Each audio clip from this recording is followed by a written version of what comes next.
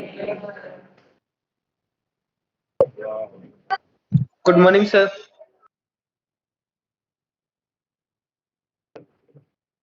तो अपना next chapter है एटम, बोले तो परमाणु। तो परमाणु के बारे में काफी कुछ तो आपको पता ही है। कभी देखा है परमाणु को? परमाणु को छुआ है? क्या बात कर,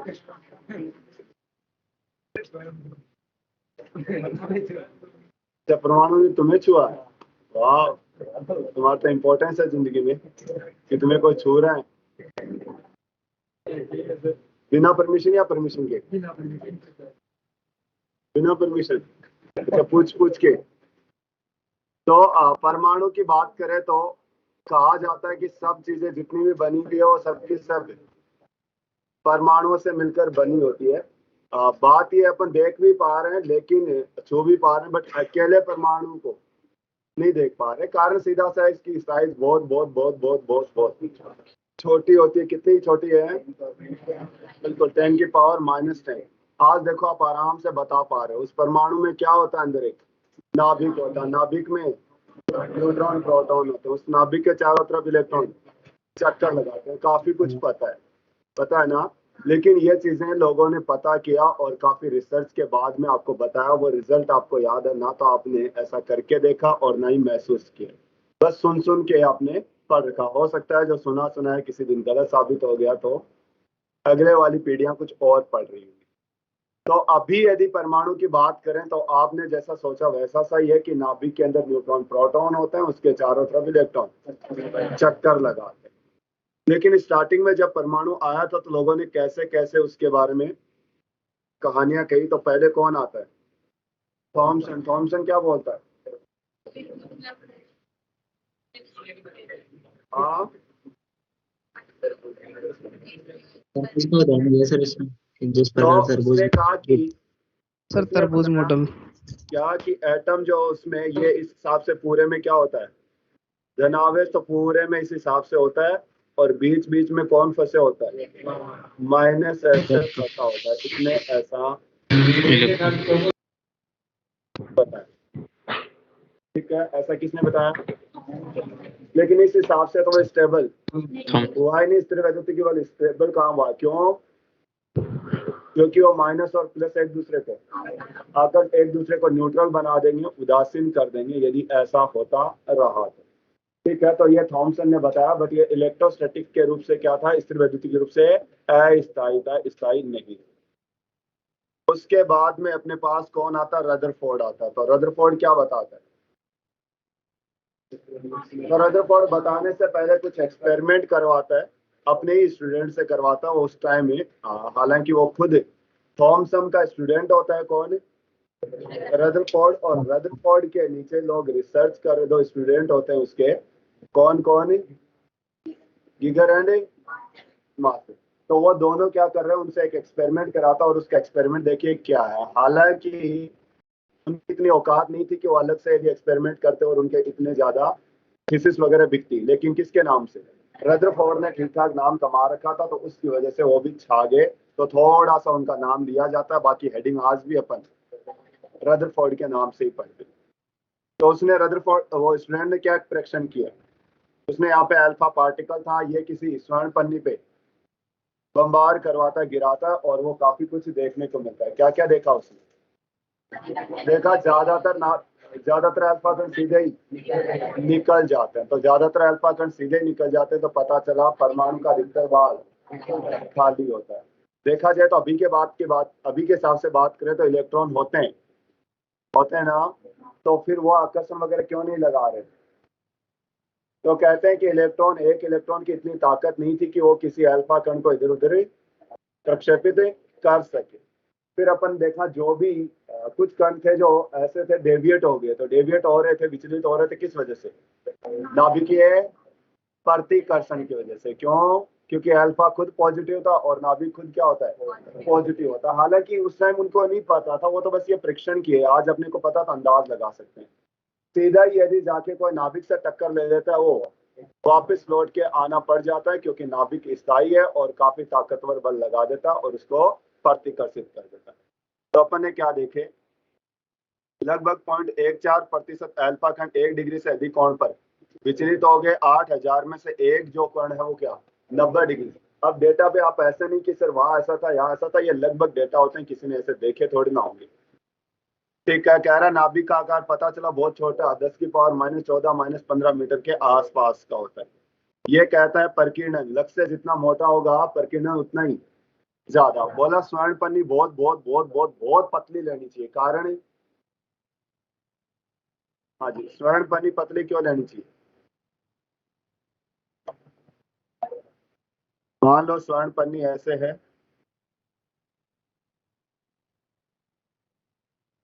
तो ये ऐसे स्वर्ण पन्नी में क्या होंगे, बहुत सारे नाभिक होंगे, परमाणु होंगे। तो परमाणु है तो ये स्वर्ण पन्नी है और इसके अंदर बहुत सारे परमाणु होंगे। परमाणु इस हिसाब से अल्फा कण गया इधर भी विचलित होगा, ये वाला भी विचलित होगा, ये वाला भी विचलित होगा, ये हो सकता है सीधा चला जाए, ये विचलित होगा, ये सीधा चला जाए, ये विचलित होगा, ये भी। तो ऐसे केस में तो अधिकतर पार्टिकल क्या होंगे, विचलित हो जाएंगे। तो जितनी ज्यादा मोटाई होगी विचलन भी उतना ही ज्यादा। कारण कारण भाई यहाँ नहीं मिला तो कहीं आगे मिल जाएगा, यहाँ नहीं मिला तो मान लो यहाँ नहीं मिला यहाँ मिल गया, फिर अपन ने देखा कि ये मिल गया, चलो यहाँ नहीं है यहाँ नहीं है यहाँ नहीं है बट यहाँ मिल गया। तो ऐसे केस में स्वर्ण पन्नी को पतला करते गए करते गए करते गए। अब जब स्वर्ण पन्नी को इतना पतला कर दोगे आप तो आपको पता चलेगा कि बहुत ही कम, कोई गिने जुने एक आधे नाभिक उसमें आएंगे। तो उस वजह से ये खाली ये खाली खाली खाली खाली और ये, तो क्या देखने को मिलेगा कि यदि स्वर्ण पन्नी को जितना पतला लेते जाएंगे उतना ही आपका परीक्षण और अच्छा देखने को मिलेगा, क्योंकि ऐसे तो अंदाज नहीं लगेगा हर कोई अल्फा कण लौट के वापस आ रहा। तो लग रहा है कि चारों तरफ क्या फैला हुआ है, धनावेश, बट ऐसा नहीं था। फिर दूसरी बात है कि अल्फा कण जो है वो लौट के जब आता है तो वो स्वर्ण पन्नी को छू के नहीं आता, कुछ दूरी से लौट के वापस आ जाता है। तो कह रहे हैं कि बिना छुए जो भी टक्कर होती है उनको कौन सी कैटेगरी में, पूर्णतः 50 टक्कर मानी जाती है। इसके अंदर गतिज ऊर्जा, रेखीय संवेग और कोणीय संवेग ये सब के सब संरक्षित रहेंगे। संगत प्राचल इंपैक्ट पैरामीटर क्या होता है, संगत प्राचल, हाँ, कि आपके पास ये जिस वस्तु से जाके टकराना ये उसका क्या है, सेंटर। अब अपने पास ऐसे फेंक दे तब बात अलग है, मान लो कण को ऐसे फेंक दिया तो ये थोड़ा सा ऐसे चला जाएगा। तो ये केंद्र से मिलाने, मतलब ये वेग की दिशा और केंद्र से, ऐसा समझो कि वेग की दिशा के केंद्र से लंबा दूरी जो है उसको क्या कहते हैं, संगत प्राचल कहते हैं। क्या कहते हैं इसको, संगत है।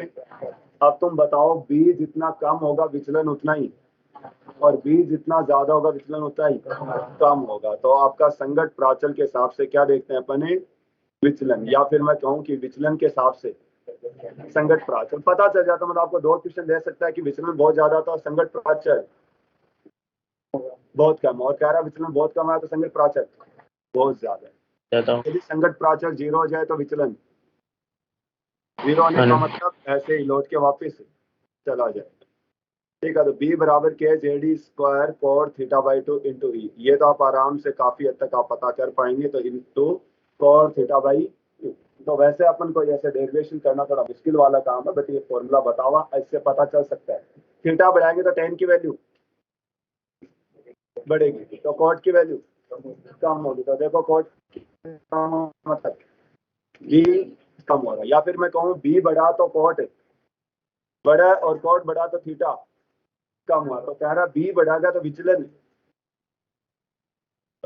अरे सिंपल सी बात है। वैसे आपको यहाँ से पता ना, यही चीज मैं यहाँ बोल रहा हूँ। मान लो बी कम कर दिया तो कॉट की वैल्यू भी, और आपको पता होना चाहिए कॉट टेन का उल्टा होता, थीटा बढ़ने से टेन और थीटा घटने से टेन घटा। तो मैं वापस बीटा बी बढ़ेगा तो कॉट बढ़ेगा, कॉट बढ़ेगा तो थीटा घटेगा। इसका मतलब कह रहा है संगत प्राचल बढ़ेगा तो विचलन कौन कम होगा। वैसे भी तो आप अंदाज लगाए रहे कम होगा। ठीक है, अब रदरफोर्ड ने ये जो एक्सपेरिमेंट करा है इसके आधार पर रदरफोर्ड काफी कुछ लाइनें बोल देता है। और क्या क्या लाइनें है उसकी, वो कहता है परमाणु का अधिकतर भाग खाली होता है और उसका संपूर्ण द्रव्यमान और आवेश कहाँ केंद्रित लग रहा है? नाभिक पे केंद्रित लग रहा है। तो अधिकतर द्रव्यमान क्यों? क्योंकि आपको पता था इलेक्ट्रॉन तो अभी भी क्या होते हैं, चारों तरफ फैले हुए हैं, इसलिए अधिकतर वर्ड यूज किया। पूरा द्रव्यमान केंद्रित नहीं होता और इलेक्ट्रॉन इसके चारों तरफ वर्तीय कक्षों में चक्कर लगाता है। उन इलेक्ट्रॉनों को क्या आवश्यक होगा? अभिकेंद्री। कोई भी आवेश हो, चाहे वो कोई कण हो, चाहे वो कोई ग्रह हो, चाहे उपग्रह हो, यदि किसी के चारों तरफ वर्तीय पथ पे चक्कर लगाता तो वर्तीय पथ के लिए आवश्यक होता है अभिकेंद्री बल। यहाँ पे अभिकेंद्री बल प्रदान करेगा स्थिर वैद्युत बल किस किस के बीच में? नाभिक तथा इलेक्ट्रॉन। गड़बड़ क्या होती है कि ऐसे कहा जाता है इसको अभिकेंद्रीय बल कौन प्रदान करता है? जवाब आता नाभिकीय बल। बात सही? क्यों? क्योंकि नाभिक तो किसके बीच लगता है? न्यूट्रॉन तथा प्रोटॉनों के मध्य लगता है। यहाँ तो केवल इलेक्ट्रोसिटी। तो इलेक्ट्रॉन वर्तीय पथ पे घूमते हैं और आवश्यक अभिकेंद्रीय बल इलेक्ट्रॉन तथा नाभिक के मध्य लगने वाला स्थिर वैद्युत बल प्रदान करता है। इसने माना कि कमरे जितना यदि अपने पास परमाणु है तो नाभिक क्या होगा? सुई की नोक जितना होगा। मतलब नाभिक बहुत बहुत बहुत बहुत छोटा होता है। कितना गुना? 10 की पावर 4 गुना ज्यादा होता परमाणु का आकार, या फिर मैं कहूँ 10 की पावर 4 गुना कम होता नाभिक का आकार। कमियां क्या क्या आई? कमियां सीधा सा है कि इलेक्ट्रॉन क्या कर रहा है? वर्तीय पथ पे चक्कर लगा रहा है। क्लासिकल फिजिक्स के अकॉर्डिंग इसने बताया, जो भी अपन चर समिति भौतिकी पढ़ते हैं, चर समिति भौतिकी में कहते हैं आवेश यदि त्वरित है तो विद्युत चुंबकीय तरंगे उत्सर्जित करता है। विद्युत चुंबकीय तरंगों में क्या होती है? ऊर्जा होती है। इसका मतलब ऊर्जा में तो एक इलेक्ट्रॉन जब वर्तीय पथ पे चक्कर लगा रहा है तो लगातार उसकी दिशा बदलने की वजह से उसकी गति कैसी बताई जाएगी? त्वरित या अत्वरित? त्वरित। वेग की दिशा बदल रही है, इसका वेग बदल रहा तो त्वरित। तो वो लगातार वर्तीय पथ पे चक्कर लगाने की वजह से उसकी गति है त्वरित। त्वरित गति है तो आवेश जनरेट करना चाहिए विद्युत चुंबकीय। तो इलेक्ट्रॉन अपनी ऊर्जा क्या करता जाएगा और कम करता कहाँ गिरेगा? नाभिक में। ऐसे तो परमाणु कभी स्थायी एग्जिस्टेंस ही नहीं है, हमेशा परमाणु क्या होगा? डिस्ट्रॉय हो जाएगा। दूसरी चीज और देखने को मिली, हाइड्रोजन वगैरह परमाणु का स्पेक्ट्रम देखने को मिलता है, जैसे लाइमर, बामर, पास्टन, ब्रैकेट, फन, अलग अलग देखने को मिला। लेकिन यहाँ पे कह रहा है कि इलेक्ट्रॉन घूमता अंदर आ रहा है, लगातार विद्युत चुंबकीय तरंगे उत्सर्जित कर रहा है, लगातार विद्युत चुंबकीय तरंगे जनरेट कर रहा है। इसलिए हर संभव आवृत्ति या तरंग दैर्ध्य की आपको स्पेक्ट्रम मिलेगी। जबकि स्पेक्ट्रम में देखने को मिला लैमिर मिला, फिर गैप, फिर पास्टन मिला, फिर गैप, और बामर मिला, फिर देखने को मिला ना। तो क्या पता चला? रदरफोर्ड कैसे फेल हो गया कि इलेक्ट्रॉन वर्तीय पथ पे चक्कर लगाता है तो क्या जनरेट करेगा? विद्युत चुंबकीय। और इस वजह से ऊर्जा लगातार खर्च होती जाएगी, वो कभी स्थायी। और दूसरी चीजें जो स्पेक्ट्रम देखा उससे भी मेल, क्योंकि इसके रदरफोर्ड के अकॉर्डिंग तो कैसा बनना चाहिए था? सतत स्पेक्ट्रम बनना चाहिए था। जबकि अपन देखते हैं ऐसा तो रेखिक स्पेक्ट्रम की रेखाएं बनी फिर गायब, फिर बनी फिर गायब, फिर बनी फिर गायब।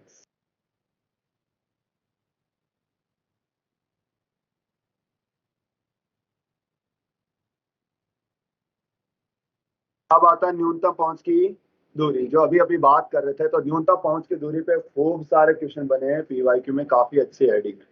तो करते क्या अपन, आवेश वाले चैप्टर में इलेक्ट्रोस्टैट में भी किया। देखो एक नाभिक है, मान लो Z, तो उसका परमाणु क्रमांक का आवेश ये है और ये यहाँ पे फिक्स है, जैसे अपन स्वर्ण पन्नी में लिया। फिर अपन ने जैसे अल्फा फेंका वैसे दूसरा कोई नाभिक है और इसको ऐसे फेंक दिया। Z1 Z2 ऐसे ले रहा हूँ क्योंकि एक जनरल एग्जाम्पल हो जाएगा। आप आवेश को Q1 और Q2 भी ले सकते हैं। तो ये Z1E और ये Z2E, उसके अकॉर्डिंग रदरफोर्ड के अकॉर्डिंग यहाँ क्या आ जाएगा? 2E, और यहाँ अपन Z into E लिख देंगे।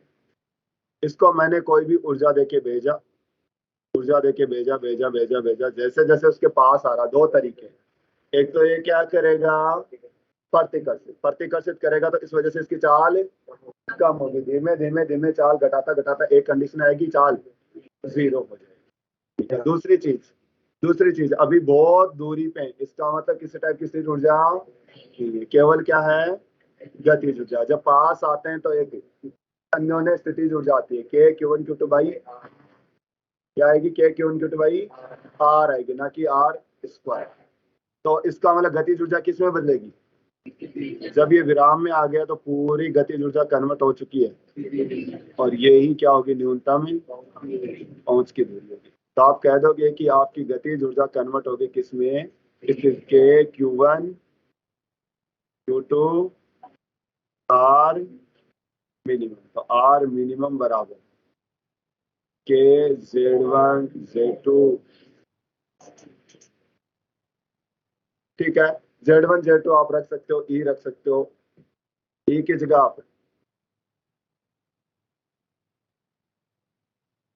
आप एम वी स्क्वायर। आपको कई बार क्वेश्चन पूछ चुके हैं कि वेग पर कैसे निर्भर करता, तो वेग के स्क्वायर के। तो आपको पूछा जाता है कि आर किसके व्यक्त कर्मानुपाती है, 4 ऑप्शन दे रखे होते हैं। वेग आर किसके समानुपाती है,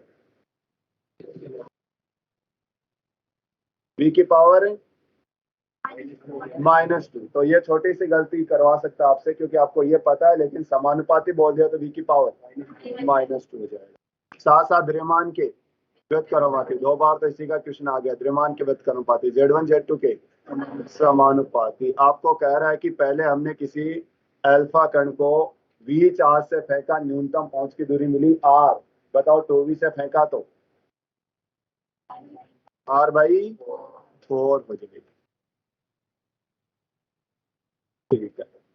परमाणविक स्पेक्ट्रम, हालांकि आपको थोड़ा एनसीईआरटी पढ़ोगे तो काफी कुछ ऐसे लगेगा कि जैसे 2-1 बार रिपीटेशन हो रहा है, क्योंकि अपन फाइनली तो बोर के बारे में पढ़ा, बोर पोस्टुलेट के, लेकिन बोर से पहले आप एनसीईआरटी खोल के देखोगे तो रदरफोर्ड के बाद में भी आपको स्पेक्ट्रम की चर्चा कर रखी है, और स्पेक्ट्रम की नहीं, यहाँ पर लाइमन बामर पास्टन भी आ रखे हैं, आप देखोगे तो आपको मिल जाएगी।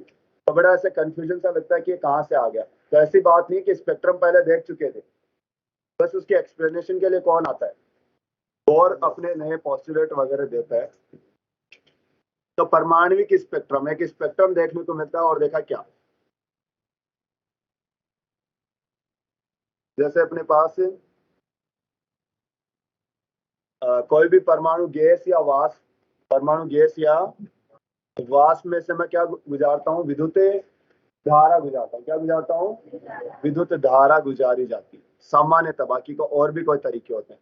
तो विद्युत धारा गुजारने की वजह से वहां पे क्या होते हैं कि आसपास के परमाणु वगैरह वो क्या होते हैं, उत्तेजित हो जाते हैं। क्या हो जाते हैं, उत्तेजित हो जाते हैं। उत्तेजित होंगे तो वो फिर वो वापस आद्य अवस्था में आएंगे तो ऊर्जा को उत्सर्जित करेंगे।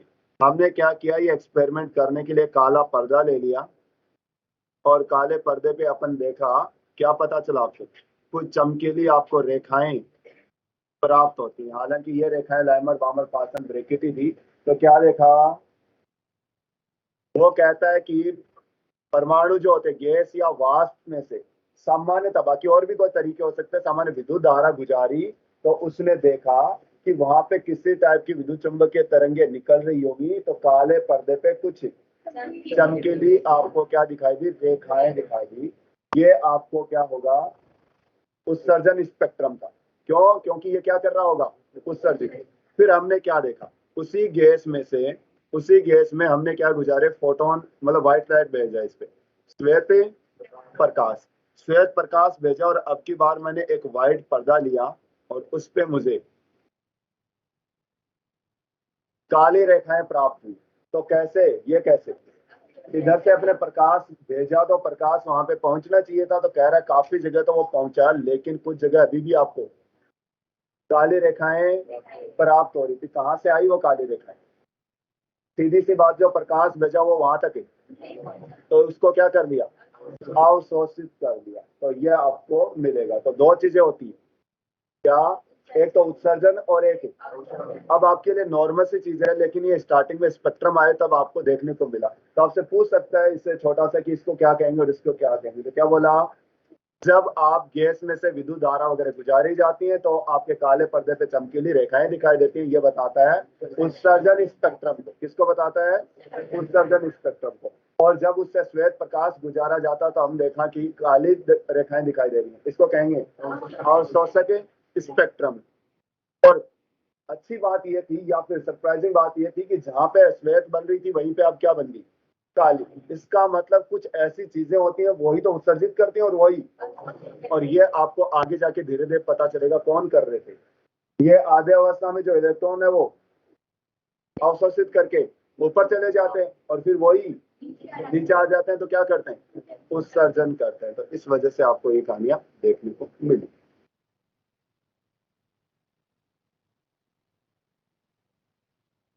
ठीक है, तो ये यहां तक अपने पास रदरफोर्ड की कहानी चल रही थी। लेकिन रदरफोर्ड काफी जगह गलत साबित हो गए।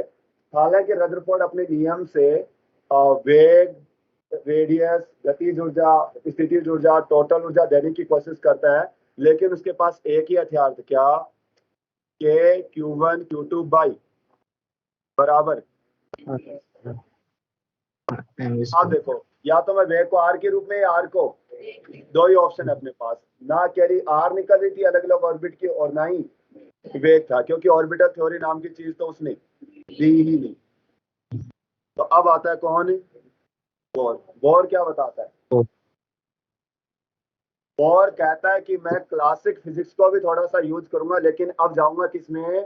क्वांटम भौतिकी में। और क्वांटम भौतिकी की अभी रिसर्च चल रही है, तभी इसको मॉडर्न फिजिक्स कहा जाता है, आधुनिक भौतिकी कहा जाता है। अभी काफी सारी रिसर्च अधूरी है, तो अभी नियम आना बहुत सारे बाकी है इसमें। तो उसने एक कुछ अभिधारणा दी, अभिग्रह दी, उसने पोस्टुलेट दी। और वो अभिधारणा क्या क्या थी? पहली धारणा क्या थी? उसने कहा कि इलेक्ट्रॉन नाभिक के चारों ओर कुछ निश्चित कक्षाओं में चक्कर लगाते हैं। उन निश्चित कक्षाओं का ऊर्जा समान है। कहने का मतलब जैसे अपने पास फ्लोर होते हैं, ground floor, first, second, third, fourth. इस फ्लोर पे वो रहेंगे जिनकी ऊर्जा इस फ्लोर लायक है। ठीक है, यहाँ रहने के लिए एक ऊर्जा चाहिए होती है, और यहाँ वही रह पाएंगे जितनी ऊर्जा उनकी है। जिनकी ऊर्जा कम है तो उनके कहाँ चले जाएंगे? नीचे। और जिनकी ऊर्जा ज्यादा वो कहाँ चले जाएंगे? ऊपर। मतलब ये फिक्स बना रखे हैं कि जैसी ऊर्जा उस कक्षक की है वैसी ऊर्जा वहां पे रहने वाले लोगों की होनी चाहिए। ऐसा कौन कह देता? नील बोर कह। तो बोर ने जब ये लाइन की तो पता चला कि अब उसकी कहानी सेट हो गई कि भाई इस कक्षक में रहने के लिए, इस फ्लोर पे रहने के लिए निश्चित ऊर्जा चाहिए ही चाहिए। और यहाँ जब तक रहेगा ना तो ऊर्जा लेगा और ना ही देगा। यदि ऊर्जा ले ली तो यहाँ रहने लायक नहीं है, फिर उसको तो एक चीज तो वो फेल होगी कि जो न्यूटन के लिए कहा, सॉरी रदरफोर्ड के लिए कहा जा रहा था कि वो लगातार विद्युत चुंबकीय तरंगे उत्सर्जित करेगा। अब देखा जाए तो क्लासिकी की मानते तो ये करना पड़ता, लेकिन इसने क्या कह दिया? भाई क्लासिकी थोड़ी ना, फिजिक्स आपके क्वांटम भी है, बहुत सारी चीजें आप क्लासिकी से नहीं समझा पाएंगे, तो आपको किस में आना पड़ेगा? और क्वांटम में मैं नया नियम दे रहा हूँ। नियम तब तक चलते रहते हैं जब तक उनको गलत साबित न कर दिया जाए। वो ठीक ठाक साबित हो रहा था क्योंकि समझाने में सक्षम होता है। उसके आगे और बढ़ता है, दूसरा और अभिग्रह देता है। क्या?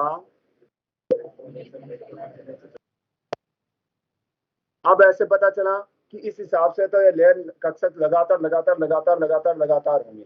तो कहा कि हो सकता है ऊर्जा स्तर आपके लगातार हो, आपको लगातार ऊर्जा स्तर मिल गए, 0 से अनंत तक मिल सकते हैं। इसका मतलब तो अनंत कक्षक हो गए।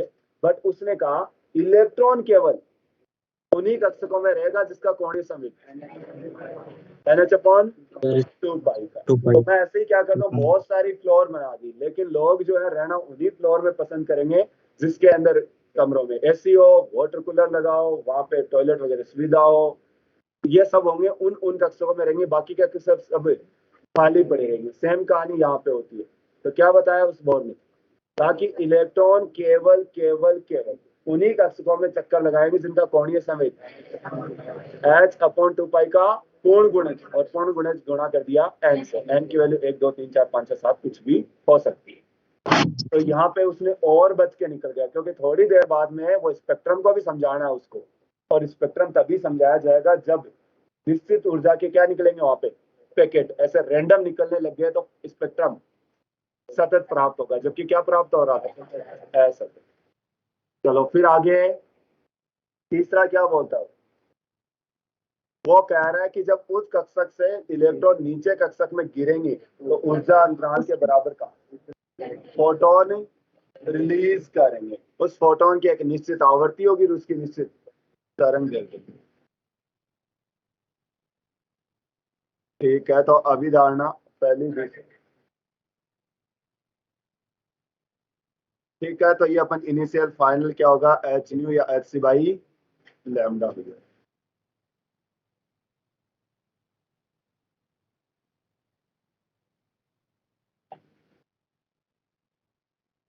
ठीक है, तो इसकी लिमिटेशन भी थी कुछ कुछ। क्या क्या लिमिटेशन थी? एक तो सबसे बड़ी बात यह है कि ये केवल हाइड्रोजन के लिए या हाइड्रोजन जैसों के लिए लागू होता नहीं है। इसने कहा कि उन्हीं परमाणुओं या उन्हीं आयनों के लिए लागू होगा जिनके अंदर इलेक्ट्रॉन कितने होंगे, ज्यादा इलेक्ट्रॉन होने से क्या दिक्कत है? क्या हो जाता है ज्यादा इलेक्ट्रॉन होने से? हाँ,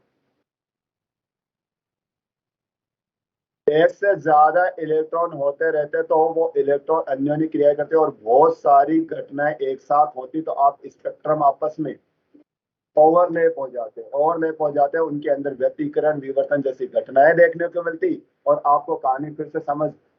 अभी आप जो स्पेक्ट्रम हो एक इलेक्ट्रॉन का था तब बता पाए कि इलेक्ट्रॉन या तो पांचवें से चौथे में, पांचवें से तीसरे में, दूसरे में, पहले में, इस टाइप की बोल सकते हो। मतलब आप एक इलेक्ट्रॉन पांचवें से पहले में गिर रहा है तो कितने टाइप के बनने की चांस दे रेखाएं स्पेक्ट्रम, 5 × 5 - 1 बटा, ऐसे ही करते हैं कितने,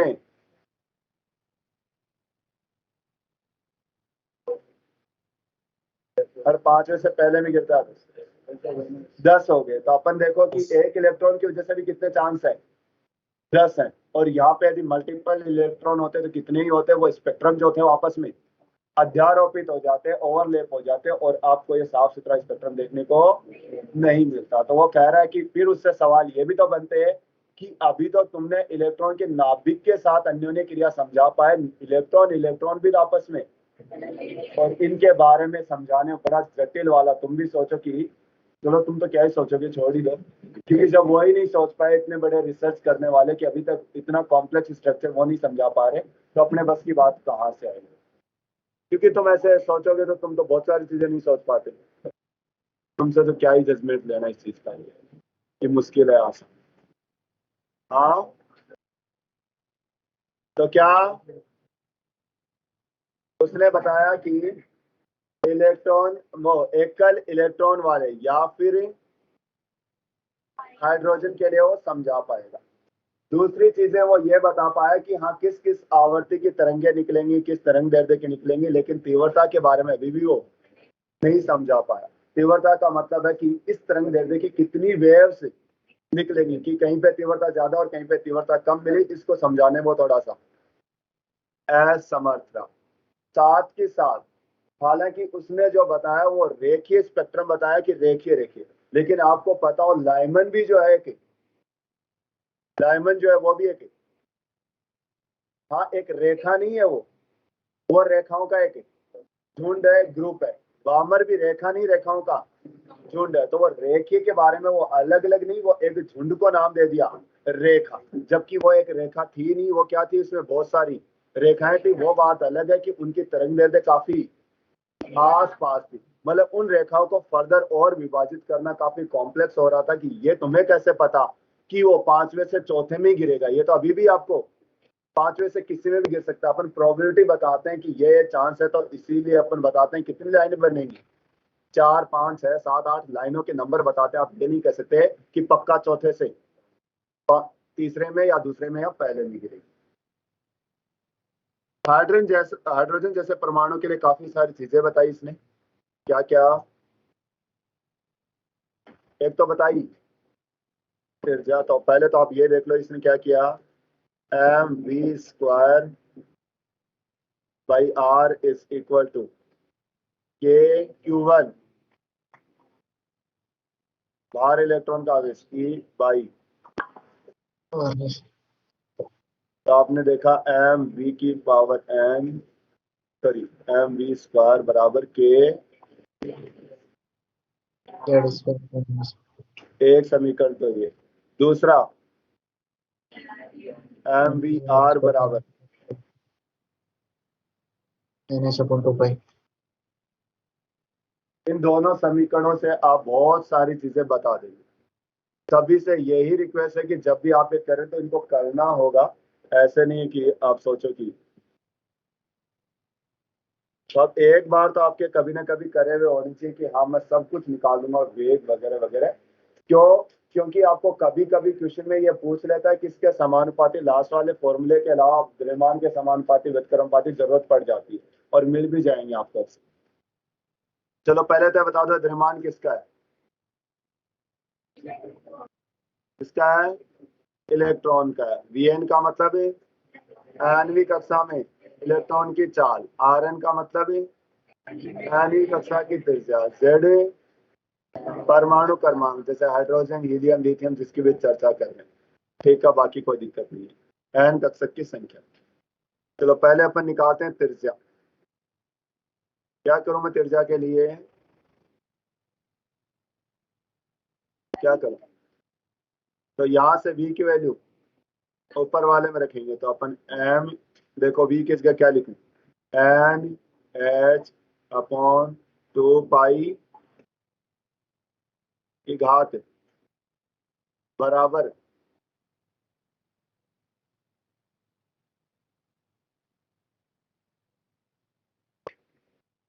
ठीक है, इसका स्क्वायर कर दो नीचे 4 का 4। ठीक है, जो कट रहे हैं उसको काटो। 4 से 1 पाई से पाई गया, एक एम से एक आर एन से, तो आर एन आने वाला है कितना? इधर गया तो देखो इधर क्या बचा, पाई एम, फिर इसको नीचे लाओ। अच्छा इधर वाला एप्सिलॉन नॉट भी चला गया, क्या है? Z square. तो आप आर एन कह दोगे H square epsilon pi M E square into N square by, जब ये वैल्यू रखेंगे एच वगैरह की तो आएगी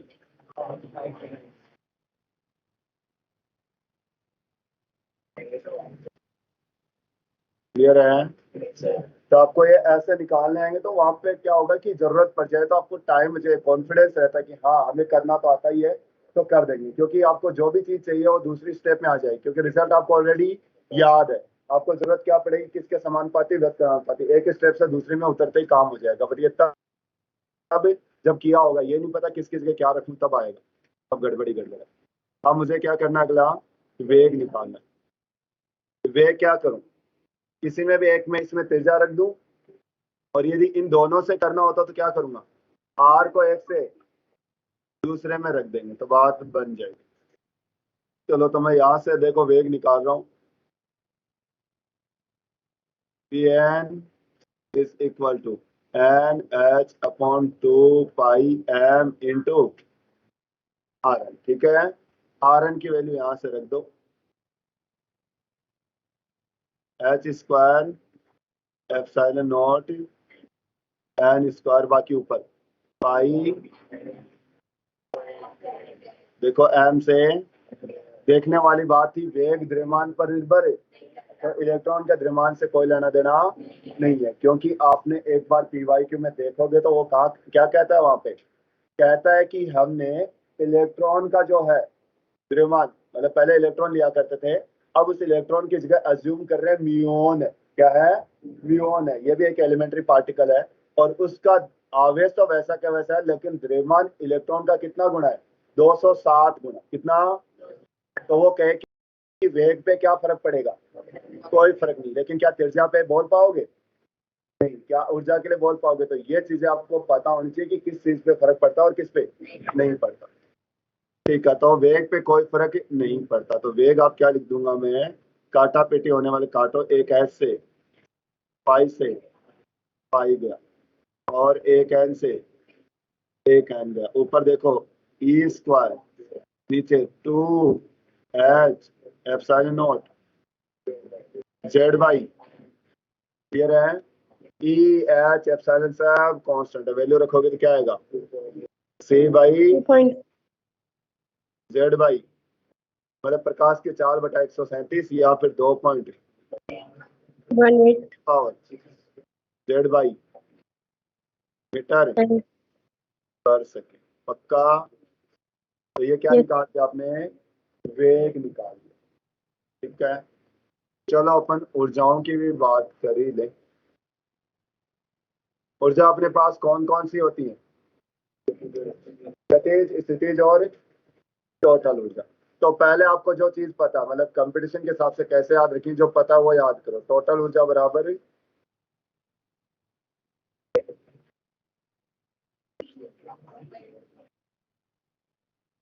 क्योंकि टोटल और पोटेंशियल तो दोनों नेगेटिव होती है, बट काइनेटिक कैसी होती है। तो अपने को टोटल निकालनी है तो काइनेटिक के पहले क्या लगाना पड़ेगा, माइनस लगाना पड़ेगा। अब ये किससे भी निकाल लो, पोटेंशियल से निकाल लो। कैसे, पोटेंशियल ऊर्जा क्या जानते हैं आप, के Q1 Q2 by are N. यहाँ देखो माइनस, क्योंकि पोटेंशियल एनर्जी प्लस को प्लस लेते हैं और माइनस को माइनस लेते हैं। तो जैसे ही आप रखोगे नीचे किसकी वैल्यू, आर एन की, तो आर एन की वैल्यू रखेंगे तो आपके पास क्या आ जाएगी, ऊर्जा आ जाएगी। ठीक है, तो अब इसमें साफ साफ दिख रहा है कि यहाँ ऊपर जेड आ रहा है और आर के अंदर एन स्क्वायर बाई जेड, तो इसमें क्या आएगा, जेड स्क्वायर। तो टोटल ऊर्जा जो जानते हैं वो लिखें, फिर बाकी के बना लेंगे। -13.8 Z square by electron volt. ठीक है, तो -13.6 Z square by N square electron volt, ये क्या है, टोटल ऊर्जा। गतिज ऊर्जा के बारे में जानते हैं। यहाँ पे यदि तुम्हें थोड़ा सा फंसा सकता है उसके बारे में बात करें तो वो ये है पोटेंशियल ऊर्जा। स्थितिज ऊर्जा के बारे में आप जानते हैं क्या, ये हमेशा हमेशा निर्देश बिंदु के सापेक्ष परिभाषित होती है। जो इलेक्ट्रोस्टेट में समझाई थी वो क्या मान के चले थे, अनंत पे ऊर्जा 0, लेकिन अनंत की बजाय यदि पहले दूसरे तीसरे चौथे कक्षक की ऊर्जा 0 कर देगा तो कहानियां सब चेंज हो जाएंगी। उससे क्या क्या बदलेगा, उससे आपकी गति ऊर्जा में कोई फर्क है। तो स्थिति ऊर्जा बदली है तो साथ के साथ टोटल ऊर्जा भी बदलेगी। और अब यहाँ पे सवाल तगड़े बन जाएंगे, लेकिन आपको हथियार यही है कि एक चीज है जिसमें कोई चेंज नहीं आता, ऊर्जा में परिवर्तन हमेशा क्या रहेगा, समान रहेगा। तो ये आप फंडा लगा के बाकी की ऊर्जा बता सकते हो। तो मैंने मान लीजिए स्थिति ऊर्जा पता चली कि एक की एग्जाम्पल 10 इलेक्ट्रॉन वोल्ट है, एक की क्या है -12 इलेक्ट्रॉन वोल्ट है। मैंने कह दिया कि इसकी ऊर्जा कितनी मान रहा हूँ, 0, तो इसकी कितनी बोलोगे, -6, 2 इलेक्ट्रॉन वोल्ट। क्यों क्यों, क्योंकि इससे 2 कम है, वो ये -10 और वो -12 है, तो ऊपर वाले की -2 कम है, तो सीधी सी बात है अपन क्या करेंगे, 0 कर दिया तो 2 की कमी कर दी। ऐसा सा तरीका चलेगा। हाँ, वापिस याद रखने की बात ये, अब छोटी छोटी चीजें, आवर्तकाल को पाई आर बाई समानुपाती देखेंगे, आर एन स्क्वायर बाई और वी जेड बाई, तो आवर्तकाल समानुपाती एन क्यू बाई आवर्ती, कोणीय आवर्ती 2 पाई एफ होता है, वो भी सेम ही होगा। क्या होगा, Z square by N cube के समानुपाती। बताओ, इलेक्ट्रॉन भर्ती पथ पे चक्कर लगा रहा है तो धारा आवेश बटा आवर्तकाल समान व्यक्त अनुपाती होगी किसके, ठीक है। तो बोले तो जेड स्क्वायर अपॉन एन की बात। पक्का। एक वर्तीय पथ पे गतिशील आवेश क्या जनरेट करता है, चुंबकीय क्षेत्र जनरेट करता है। निकालना पड़ेगा म्यू नॉट आई अपॉन वर्तीय पथ पे गतिशील, मतलब धारावाही तार की वजह से तो सेम कहानी। तो बी समानुपाती आई कितना, Z square upon R N की बात करें तो बी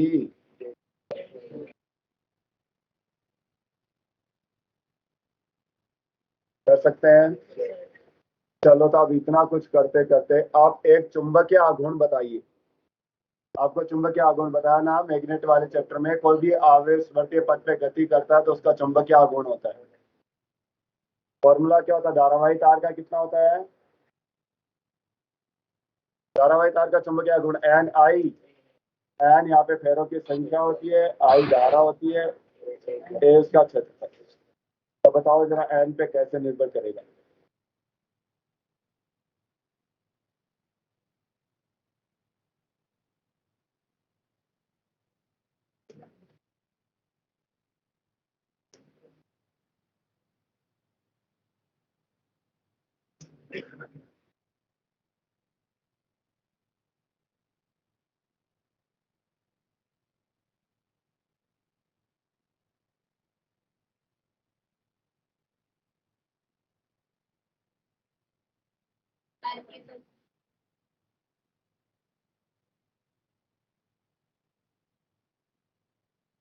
क्या होगा?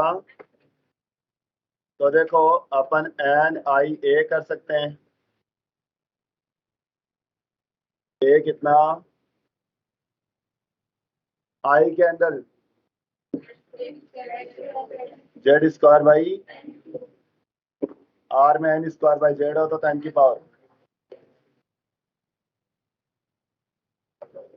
ठीक है, इसके अलावा ये भी था E B R by two से भी कर सकते हो, तो क्यू की बात 12 वी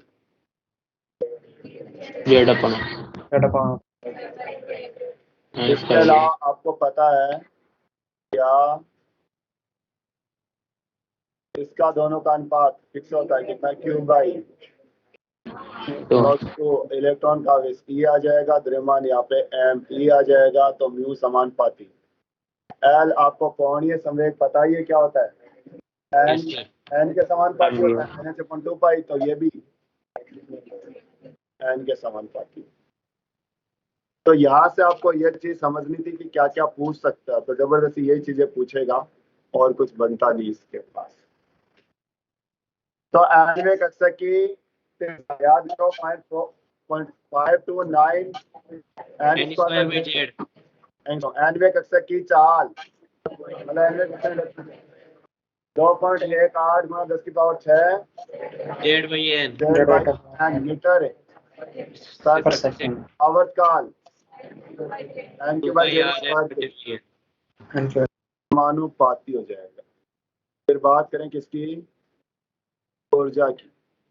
एनवे कक्षा की ऊर्जा, अब टोटल ऊर्जा पे आ जाता हूँ -13.6 Z square by electron total ऊर्जा बराबर माइनस गतिज ऊर्जा बराबर स्थिर ऊर्जा बाई प्रवाह से धारा, तो इलेक्ट्रॉन गति कर रहा है तो धारा, चुंबकीय आघूर्ण और वर्तीय पथ पर गतिशील इलेक्ट्रॉन के कारण चुंबकीय क्षेत्र कितना? N Q by five. तो यहाँ से बस यही क्वेश्चन बनेंगे कि इस कक्षक का ये है तो इसका बताओ क्या होगा, तो बार बार रिपीटेड क्वेश्चन देखने को मिलने वाले। और इससे तो अपन ने क्या निकाल लिया, अब क्या क्या बता सकते हैं अपन? हाइड्रोजन जैसे परमाणु या आयनों का कौन से कक्षक में होगा, उस कक्षक में उसकी चाल कितनी है, उसकी ऊर्जा कितनी है, उसका आवर्तकाल कितना है, उससे धारा कितनी है, चुंबकीय क्षेत्र कितना है, ये सब चीजें बता सकते हैं। अब एक और चीज बताई थी उसने, क्योंकि अभी तक तो दो ही नियम मतलब दो ही अभिकरण काम में लिए हैं, अभिकरण कौन कौन सा? पहला और दूसरा, तीसरे के बारे में चर्चा की, वो तो अब काम में आएगा। क्या? जब वो उच्च कक्षक से, क्योंकि अभी अभी ऊर्जा निकाली, और जब वो ऊंचे से नीचे माले में आएगा तो ऊर्जा अंतराल के बराबर का फोटोन रिलीज करेगा। तो वो फोटोन के बारे में और देखेंगे। तो अपन कह रहे हैं कि ये प्रारंभ में यहाँ था और अंत में यहाँ जा रहा है, तो इसको इनिशियल बोलेंगे और इसको एन आई और इसको एन फाइनल हो जाएगा। I for initial, F for final. ऊर्जा अंतराल के बराबर था, फोटोन रिलीज करेगा। निकाल पाएंगे फोटोन कैसे? डेल्टा ई बराबर, बताओ ऊर्जा नीचे वाले की ज्यादा होती है ऊपर वाले की? ऊपर वालों की, तो प्रारंभ में ऊर्जा ज्यादा थी तभी तो ऊर्जा रिलीज करेगा। फॉर्मूला हाइड्रोजन के लिए लिखो तो -13.6 बाई छः एन स्क्वायर -13.6 पहले इनिशियल, फिर क्योंकि आपको स्पेसिफिक के लिए था तो आपको ज्यादातर सवाल भी हाइड्रोजन के बनेंगे, जबरदस्ती बनाए तो बात अलग है। बाकी पता ही है क्या होगा जेड स्क्वायर की, तो यहाँ से 13.6 बाहर आया, अंदर बचा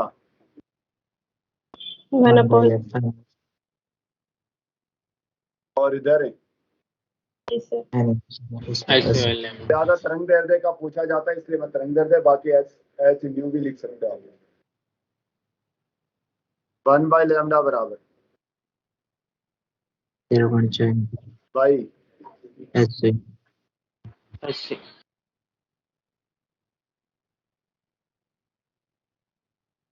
ये क्या बन जाता है, रिडबर्ग इसको बोल देते हैं, तरंग संख्या भी बोलते हैं। 1/n final square minus Rydberg नियतांक की वैल्यू 1.09 ऐसे होती है, तो 1.1 गुणा 10 की पावर 7 पर सोच के देखो कि आर ऊपर है ये तो लेमडा मीटर होता, तो ये लेमडा का उल्टा तो मीटर इनवर्स। हालांकि 1/r बार बार जरूरत पड़ेगी, कितना लगभग 912 पक्का। Yes sir. तो याद रहेगा कौन कौन, आप बताओ जरा सोच समझ के। ऊर्जा अंतराल कब ज्यादा मिलेगा, ठीक ऊपर वाले से गिरे या दूर वाले से गिरे? दूर वाले से गिरेगा तो दूर वाले से। ऊर्जा अंतराल ज्यादा तो ज्यादा आवर्ती का फोटोन रिलीज होगा, लेकिन तरंग दैर्ध्य कम होगी। ठीक ऊपर वाले से गिरने से तरंग दैर्ध्य बहुत ही, फिर और ऊपर से कम और ऊपर से कम और ऊपर से कम, अनंत से गिरने से बहुत ही, और उसको बोलेंगे सीरीज लिमिट। मतलब यहाँ पे लिमिट आ चुकी है, या सीरीज क्या हो जाएगी, खत्म हो जाएगी। उसके बाद में दूसरी सीरीज चालू होगी, क्योंकि पहले में काम खत्म, फिर कौन सा भी गिराएंगे अपन दूसरे में। तो जो अनंत से गिरने वाला होता है उस वाली सीरीज को नाम देते हैं सीरीज लिमिट, मतलब श्रेणी सीमा। कि भाई सीमा बोला जाए, श्रेणी सीमा तरंग दैर्ध्य क्या आता, क्या बताओगे?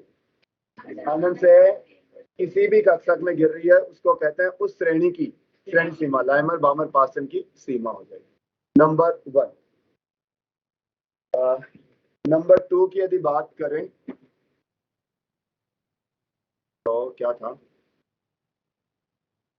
कुछ बोल रहा था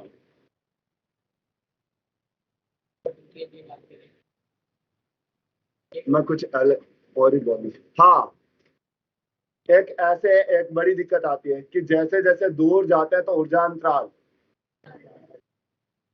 तो अपने दिमाग में आता है ज्यादा होता है। तो अब ये कहानी किस चीज की है, ये लैंग्वेज में बड़ा फंसाता है कि दूर जाता है। आप ये सोचते हो कि पहले और दूसरे, पहले और तीसरे, पहले और चौथे, पहले और पांचवे की बात कर रहा, तब समझ में आता है कि ऊर्जा अंतराल ज्यादा। लेकिन वो ये नहीं कह रहा ऊर्जा अंतराल कक्षों के बीच में, तो पहली और दूसरी के बीच का क्या होता है, 10.2 होता है, फिर थोड़ा कम, फिर और कम और कम और कम। मतलब अंत पे जाने में जाते जाते कक्षक एक दूसरे पे ओवरलैप हो जाते। प्रारंभ में आपको कक्षक दूर मिलेंगे, आगे जाके आपको कक्षक पास डायग्राम समझ में भी आएगा। स्पेक्ट्रम जो बना रखा उसमें लैमर बामर के गैप बहुत ज्यादा दिखा रखा, और आगे जाके तो सही लपट जाते हैं। अपन डायग्राम बनाते हैं सुंदरता के साथ, तो इस वजह से गैप थोड़ा सा देखो राइट साइड में दिखेगा, पेज में दिखा। तो लैमर बामर का गैप देखो कितना ज्यादा, उसके बाद में और ऊपर जाके एकदम ब्लू दिखा रखा होगा। वो बता रहा है कि सब एक दूसरे में ओवरलैप हो चुके हैं, घुस चुके हैं। येलो स्पेक्ट्रम और उसके याद रखने वाली चीज, ये कितना होता है,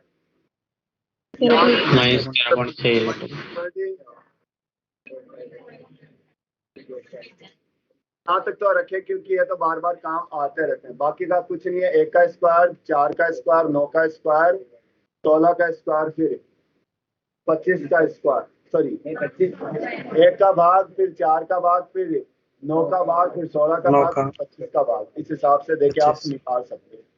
ठीक। दूसरी चीज ये ऋणात्मक ऋणात्मक ऋणात्मक मिलेंगे यदि ऊर्जा धनात्मक हो जाए। इसका मतलब ऊर्जा धनात्मक होने का मतलब है उनके बीच में प्रतिकर्षण और वो चीज हमेशा हमेशा के लिए नाभिक से मुक्त हो जाएगी। इसको लाइमन बोलते हैं। लाइमन किसे कहते हैं? कहीं से भी पहले में आके गिरे उसे दूसरे में गिरे, तीसरे में, ठीक है। इसके अलावा अपने मोटे मोटे यही इतने काम आते हैं, वही बोलते हैं। इसको बोलते हैं आद्यावस्था और बाकी की सब उत्तेजित अवस्था। उत्तेजित कौन सी उत्तेजित? उत्तेजित और सेकंड उत्तेजित। तो आ जाए 5वीं उत्तेजित है। इसका मतलब एन का मतलब 6 में, तो ये 6 उसके अलावा श्रेयस जो है लाइमर बामर पासन का अभी अभी आपको पता चला कि कहाँ से क्या आ रहा है। तो वेवलेंथ अपने ऐसे निकाल लेंगे, ठीक है। इसमें कोई दिक्कत नहीं आ रही कि किसमें गिर रही है, 1 में, 2 में, 3 में, 4 में, 5, किससे गिर रही है। ये बहुत सारे ऑप्शन हो सकते हैं क्योंकि उससे ठीक ऊपर वाली से लेके अनंत तक। इसकी तरंग दैर्ध्य देखो 912 से 1215 के बीच होती है। तो एक बार आप ये ऐसे नहीं एकदम रटे जाते हैं, लेकिन देखे हुए होते हैं, तो ऐसे अंदाज लगाने में थोड़ा टाइम बच जाता है। कभी कभी सीधा ही आ जाए तो टिक लगा के आगे बढ़ सकते हो। जैसे वो बोला जाए लाइमर की पहली सीरीज की तरंग दैर्ध्य क्या होगी? 912 ही होगी। तो आपका काम खत्म। पहला वाला जो आएगा वो पैराबैंगनी क्षेत्र में, दूसरा बाकी केटी में अवरक्त क्षेत्र। लगभग वाला ऐसे नहीं कि सी में आ रहा है, तो लगभग इससे तरंग दैर्ध्य मैच करती है, इसलिए अपन बोलते हैं पैराबैंगनी में। और ये दृश्य में आप इसे में जानते हैं विवग्योर बॉयलर से रेड का दिशा, रेड के लगभग 7000 एंगस्ट्रॉम होती है और उसकी 4 के आसपास होती है। तो देखो उसमें से आ रहा है, तो इसलिए अपन इसको क्या बोल देते हैं? दृश्य है। पक्का? तो ये रटा हुआ होनी चाहिए। ये पूरी चीजें वही हैं जो आपको काम आएंगे।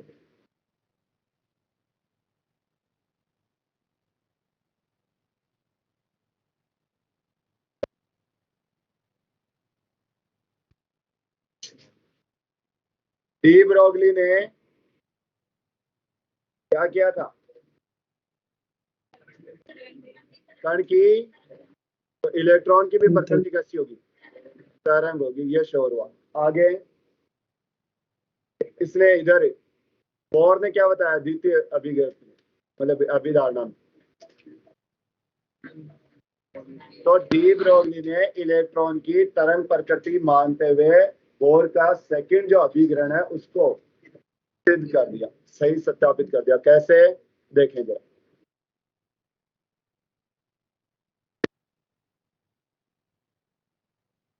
अपन कहते हैं कि कोई इलेक्ट्रॉन जो है निश्चित कक्षाओं में चक्कर लगाता है, ना तो वो ऊर्जा लेता और ना ही, यहाँ तक ठीक है। अब बताओ ऊर्जा का स्थानांतरण नहीं हो रहा तो किस टाइप की तरंगे? परगामी या अपरगामी?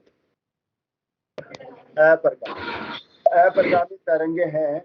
इसका मतलब है कि उसके अंदर पूरा से ये लूप बनेंगे। तो ये लूप बनेंगे तो अपन देखो इसी की चर्चा कर रहे। आप कह दोगे कि इसकी लेंथ जो है, लंबाई जो है 2 पाई आर। अब लूप बने तो या तो 1 लेमडा रहा होगा, या 2 लेमडा रहा होगा, या 3 लेमडा रहा होगा, या 4 लेमडा। तो इसको मैं क्या कर देता हूँ? N lambda. यदि वो क्या करता है प्रगामी, तो वो जुड़ी होती है। ऐसे नहीं कि 2.5, 1.5, पौनी 1 ऐसे आएंगी, या तो 2 तरंग या 3 तरंग या 4 या 5, 6, 7 ऐसे बनेंगी, ताकि वो कंटिन्यू कहानी चलती रहे। तो उस केस में अपन कहेंगे उसकी लंबाई जो है वो क्या होगी? एन लेमडा की बराबर हो जाएगी। यहाँ तक भी ठीक है। फिर डी ब्रोगली ने तरंग दैर्ध्य दी थी इलेक्ट्रॉन की, किसी की एच बाई एम बी को लेफ्ट में लाए जरा, एम बी आर, और 2 पाई को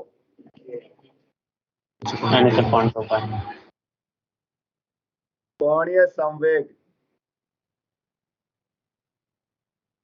तो डी ब्रोगली की तरंग प्रकृति के आधार पे अपन ये बता सकते हैं कि बोर का द्वितीय धारणा जो थी वो सेकंड अभिप्रेरण था, सही था। बस यही एक्सप्लेनेशन है। तो ये दोनों आपस में एक दूसरे पे सिद्ध हो जाते हैं, तो थोड़ा और स्ट्रॉन्ग एविडेंस आ जाता है। वही मान लो आपने कोई क्वेश्चन किया और उसमें आंसर नहीं मैच हो रहा, 5-6 जनों का आंसर वही आ रहा है, लेकिन उससे आंसर किसे मैच नहीं हो रहा, तो ठीक है, कॉन्फिडेंस आ जाता है कि शायद आंसर की गलत है, वरना तो हम ही गलत है।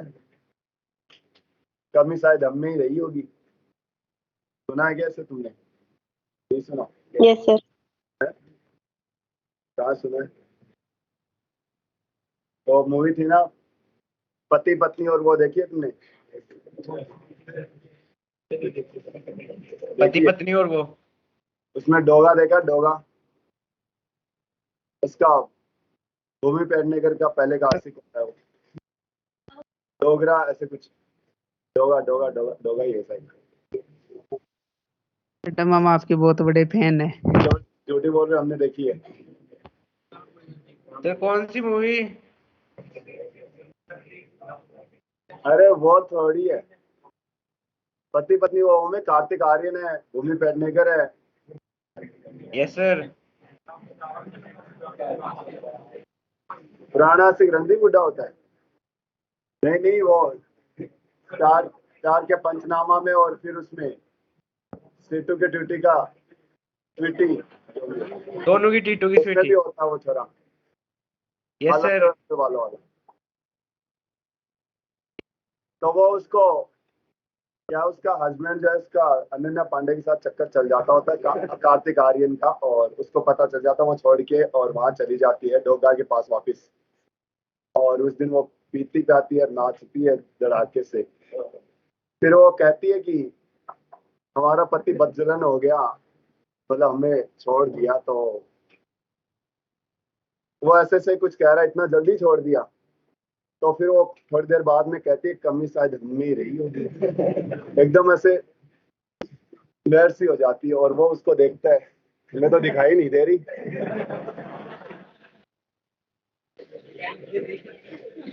अब तुम्हें देख पता ही होगा कैसे देखा होगा उसे, क्योंकि नाच नूच के और फिर वो थकी हो पी के, तो उसका हाल बेहाल हो रखा है। तो देखने कभी मतलब ऐसे लग रहा हो कि थक रहे हो, बोर हो रहे हो, और आपके पास कुछ न हो, तो आप यूट्यूब पे जाना पति पत्नी, और वो सीन, ऐसे सीन लिख के, मतलब सीन का मतलब ऐसे नहीं कि गंदे सीन, सीन मतलब छोटी छोटी क्लिप आएंगे उसमें, और वो काफी इंटरेस्टिंग रहेगी। तो पूरी मूवी देख लेंगे। तो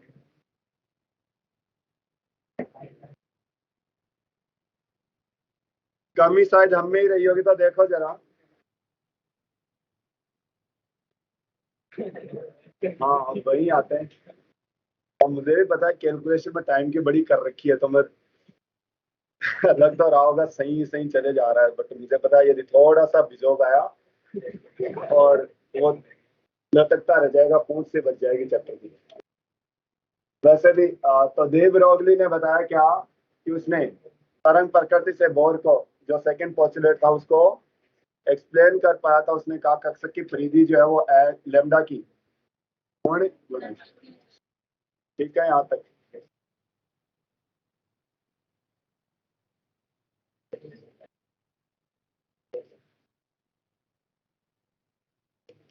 हालांकि एनसीईआरटी में हेडिंग हेडिंग के नाम पे यहाँ तक आपका खत्म हो जाता है, डी ब्रोगली वाला लास्ट होता है। लेकिन आपको ब्लू प्रिंट में आते हैं, अब एक ब्लू सा प्रिंट दिख रहा होगा लास्ट में, उसमें लेजर के बारे में लिख रखा है, लेजर लाइट के बारे में लिख रखा होता है। तो क्या क्या है उसने तो बहुत एक्सप्लेन तो नहीं करता, बस वो लेजर के बारे में वैसे ही बता देता है जैसे जनरल नॉलेज में, लेकिन थोड़ी सी दिक्कत आती है कि वो कैसे आए होंगे। तो थोड़ा मैंने कुछ लिखा है कि कैसे से आए होंगे, देख लेते हैं। लिखा हुआ तो पढ़ ही लोगे।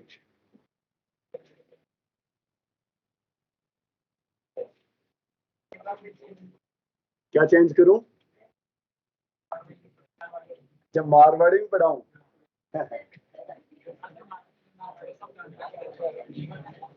डन तरी देख छोरान का अजासी पा भी पर छोरिया नहीं मतलब मेरे कौन पाटे क्या कही होती है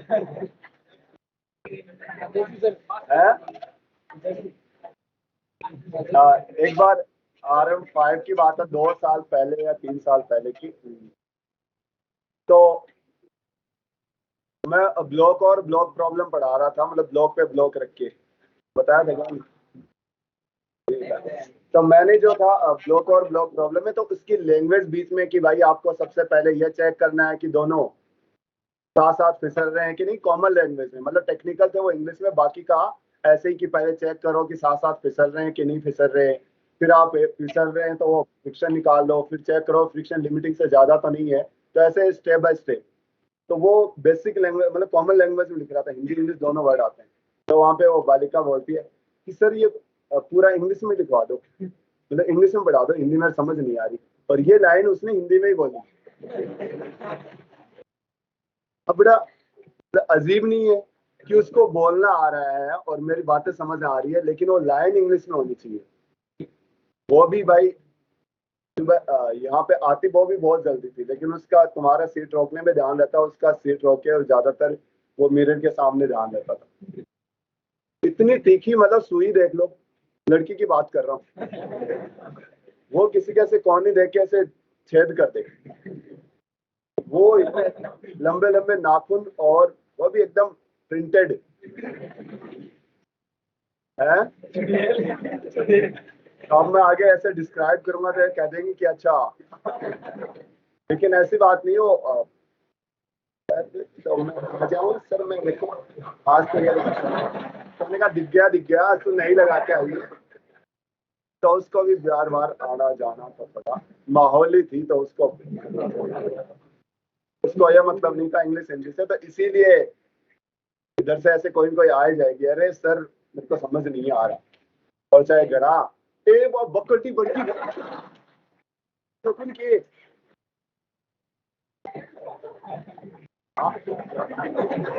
लड़के फिर भी थोड़ा सा से डर रहता है कि सामने से पत्थर लकड़ी झाड़ू बाथा बर्तन क्यों भी आस के, इनको इतना भरोसा होता है कि ये तो नहीं आएंगे। तो मतलब पापा की तो परियां होती थोड़ी सी ऐसे, बहुत रेयर के चांस होता है, हाँ थोड़ी सी हरकतें ठीक ना हो तब बात अलग है। हाँ मतलब ये तो मान के चलो कि आप क्या कर रहे हो, सब आपके मोहल्ले में आपको पड़ोसियों को आप सबको पता होगा, आपके घर पे सबसे लेट पता चलता है। ऐसा होता है क्या? तो अभी पहले कितने बजे लेट तो ठीक है नहीं, हाँ लेट क्योंकि क्लासेस चेंज होगी। हाँ तो वही कह रहा हूँ। हाँ एक बार अटेंडेंस कर देते हैं, हैंड रेज कर देना जिनकी भी। आकांक्षा गुप्ता, अंजलि, अरब, दीपक, हरेंद्र, किरण, कोमल नागर, ममता धाकड़, राहुल कुमावत, राजश्री, राकेश, राकेश सारण, सिमरन, विकास, यासीन, यूसुफ, पूजा। Yes, sir. हाँ हैंड रेज कर दो, मैं देख रहा हूँ। किरण ठीक है, किरण प्रेजेंट होगी। कोमल भी प्रेजेंट होगी। पूजा कुमारी, पूजा सर्वी, पूजा सीरवी सर। या पूजा सर्वी भी आ गई। ठीक है, RM4 वाले भी सुन लो। अभिषेक गुप्ता, आकांक्षा सैनी, जानवी, जूली, करीना, नवीन, ईशा, नितेश, संजना, शिवानी, सिमरन, सुरेंद्र, यश, खुशी, परवीन, कोमल चौधरी, शिव सिंह नारुका। अभिषेक गुप्ता की प्रेजेंट होगी, जानवी भारद्वाज भी प्रेजेंट होगी, अभिलाषा जांगीर, अभिलाषा का तो कहा नाम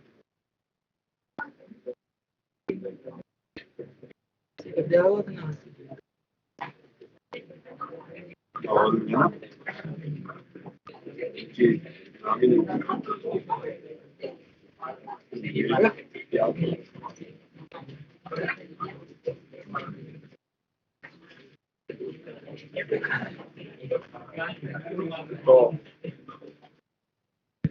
बात लंबी खिंच जानी है। तो बात तो यही थी कि मतलब सबको पता होता है और खुद के घर में नहीं पता होता, कांड जो हो जाते हैं उनकी बात कर रहे हैं। तो वो कह रहा हूँ कि फिर अचानक पापा को कांड पता चलते हैं, उस दिन तो फिर वो लपेट देते हैं। हाँ फिर वो क्या करे कुमार कुमारी चिपक उन गधेड़ा कान रिठ है। अब कुम्हार कुमारी चिपक मतलब कुम्हार जो होता है मतलब ऐसे बोलने का है, ऐसे मत लेना, कास्ट पे मत ले लेना। कुमार कुमारी, अच्छा हिंदी बोलना पड़ेगा इसका। मतलब कुम्हार जो होता है, मेल जो कुम्हार होता है, वो अपनी बीवी को तो जीत नहीं पा रहा और उसके गुस्से के चक्कर फिर गधे पे जाता और उसके कान मरोड़ रहा बेचारे। उसकी क्या गलती? जिसको आप दूसरे तरीके से भी बोलते हो, सभ्य तरीके से, ऊंट के दर्द और गधे के दाढ़ी। अब ये नहीं पता होगा तुम्हें, जब किसी के पशु वगैरह के साथ दर्द आ जाता है तो जैसे अपने चिपके लगाए जाते हैं, ठीक है, तो उनके क्या करता है, दाढ़ी लगाई जाती है, मतलब गरम रोड वगैरह जो होती है उसके ऐसे चोट मारी जाती है, तो शायद वो, मुझे नहीं पता क्या होता है कि वहां पे वो हड़बड़ाहट होती है, वो सही हो जाती है, नसें वगैरह सेट हो जाती है। तो कहते हैं कि ये दर्द तो है ऊंट के और दाढ़ी लगाई जा रही है गधे की, तो जिसके दर्द है उसके लगाओ। लेकिन क्यों? क्योंकि ऊंट है, गधा बेचारा गधा है ना। तो वैसे ही तो फिर वो बेटी को तो कुछ ज्यादा कह नहीं पाएगा और बेटी की मम्मी के बखेरे बखेर रहा होता है कि तूने यह तने कहो तने तो छोटे तने बस तने ही पढ़ानी ही नहीं, तने छोरी ये क्या जा है बस उसमें तो अभी की सहेली है, अभी को भाई आज दे के कर गया कांड। तो कहने का मतलब वो ये बार बार ये बोल के जाती थी मैं सुष्मिता इस साल पढ़ने जा रही हूँ और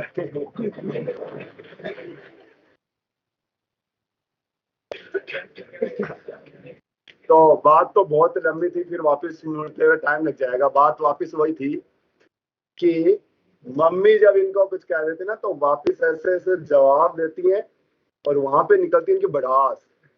तब सुनो इनके गंदे गंदे ऐसे मारवाड़ी को भी नीचे छेक जाती हैं, है? नहीं बोलती सर कुछ। फिर मम्मी ने कुछ कहा नहीं होगा, कभी काम धंधा नहीं करवाया होगा, हाँ तो फिर क्यों कहेगी, है? वरना इसको पूछ पिछले वाले को, है? उसकी तरफ क्या देख रहा है, तेरा नाम ले रहा हूँ, उसको कह रही है देख तू कैसी है, खुद का कोई ख्याल ही नहीं है। तो इनको समझ नहीं आएगी, बात यही है। आएगी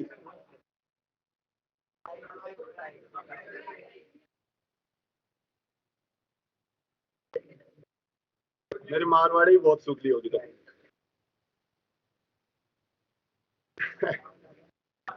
तो पढ़ाना क्या है, लेसर पढ़ाना है अभी तो लेसर क्या होता है, लेसर क्या है? हाँ तो ये बता रहा हूँ ना, मेरे को ये इधर वाला ये आ नहीं रहा, तो तुम्हारे लिए एकदम ही नहीं लगेगी। उधर की तो मेरी तो बहुत ही असभ्य है, आदिवासियों की सी लगेगी। हाँ तो छोड़ो रहे, इसके चक्कर में ना काम बिगड़ता, जब ऐसे कहा जाता तब नहीं बोली जाती, नॉर्मली बोल देता। हाँ तो क्या बात कर रहे थे, लेसर की बात कर रहे थे। लेसर क्या होती है? और मेरा में लेजर राइट कौन आएगी, इसकी बात कर रहे हैं, क्या होती है वो फुल फॉर्म, मतलब वो लेजर जो होती है शॉर्ट फॉर्म होता है LASER, और इसकी भी फुल फॉर्म अभी आएगी। तो वो लेजर उसको बोलते हैं अपन, लेसर लेसर लिखा होगा क्योंकि शॉर्ट फॉर्म है उसकी। तो क्या होता है वो लेजर, देखा है तुमने? जागरण वागरण में करेंगे उनका काम,